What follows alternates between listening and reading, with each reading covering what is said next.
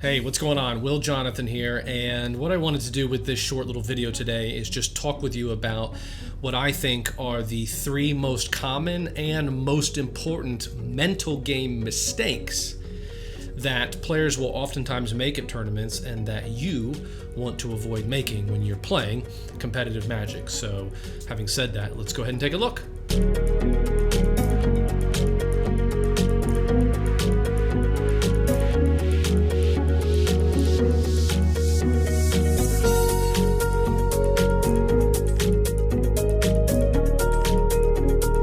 Okay, so the first mental game mistake that I want to talk about here is what I would call checking out too early. And what I mean by checking out too early is quite simply to stop focusing and stop concentrating on the game that you're playing. And this can happen when you start to fall behind in a game, but it can also happen when you start to really pull ahead in a game.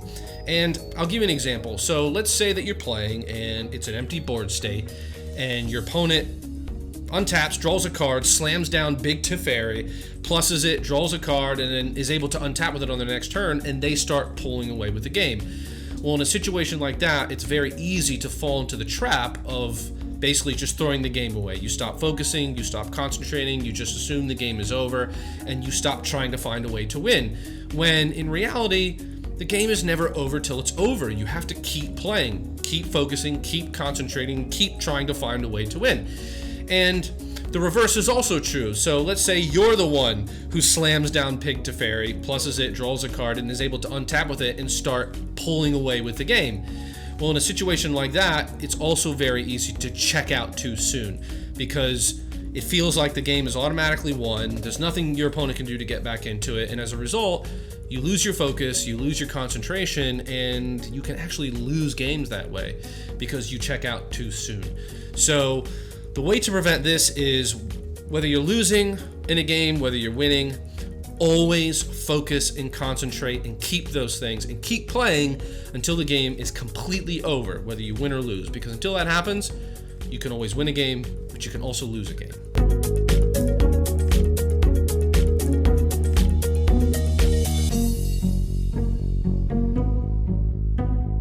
The second mental game mistake that you always want to try to avoid making is what I like to call time traveling.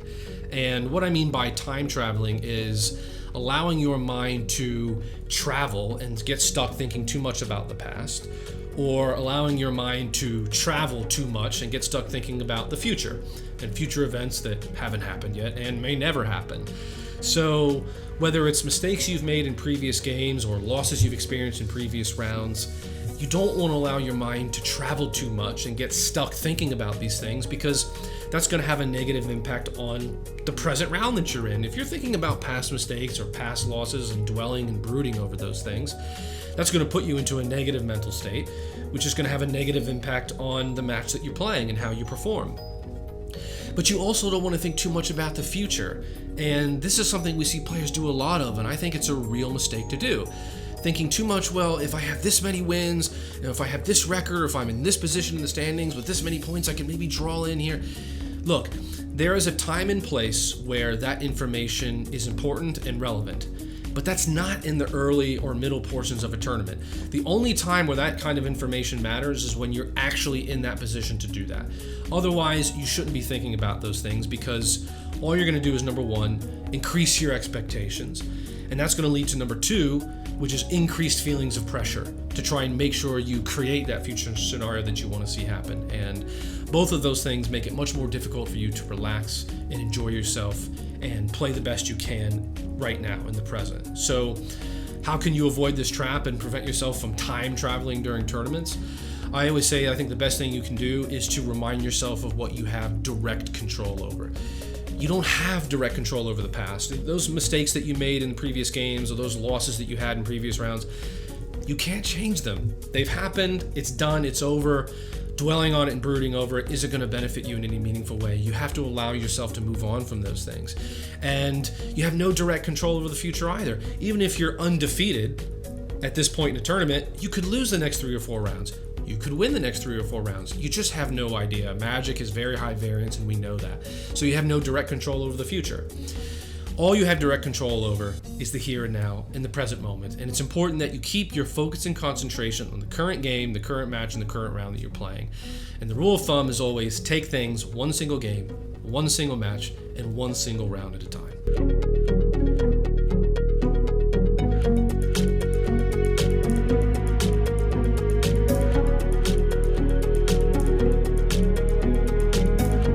And the third and final mental game mistake that you always want to avoid making is what I like to call creating a false narrative. And what I mean by creating a false narrative is spinning stories in your head that are just objectively untrue. So, for example, let's say you're playing a game and you open your 7-card hand and you have no lands in your hands, right? So you have to mulligan down to 6. And when you mulligan down to 6, you look at your hand and you have no lands again. So now you have to go down to 5, right? Something that's happened to all of us. But when you mulligan down to 5, you say to yourself, oh, this game is over. It's impossible to win. There's no way I can win on a mulligan to 5. I've lost, right? This is an example of a false narrative because it's just objectively untrue. You can win a game on a mulligan to 5. I'm sure you've done it before. I've done it before. Many other people have done it before. You don't want to buy into this false narrative. I'll give you another example. Let's say you start out a tournament in your first 2 rounds, you play your worst matchup and you get crushed. The first 2 rounds of the tournament and you lose.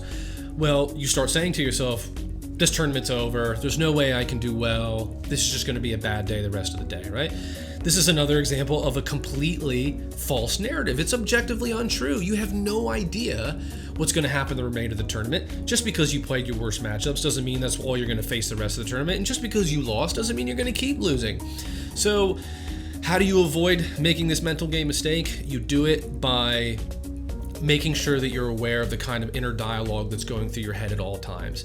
Don't allow yourself to, if you experience something negative, spin a false narrative or a false story about it, because if you do, it's going to affect your mindset, it's going to affect the decisions you make and the actions you take. I mean, go back to the mulligan example. If you genuinely buy into and believe the false narrative that it's impossible to win if you mulligan to 5, well then that's going to affect how you play, right? You're just going to give up in that game. You're not even going to bother trying.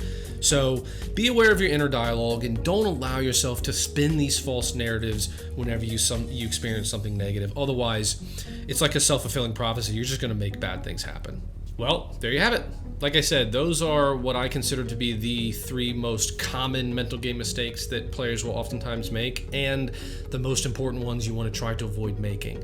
Because if you can, you're going to give yourself the best chance possible at being in a great mindset and playing your best in any given tournament. So I hope you enjoyed the video. I hope you found it helpful. If you did, go ahead and subscribe to the channel. I'm going to be doing more videos like this in the future, and I will see you around in the next video soon. Okay, take care. Thanks for watching.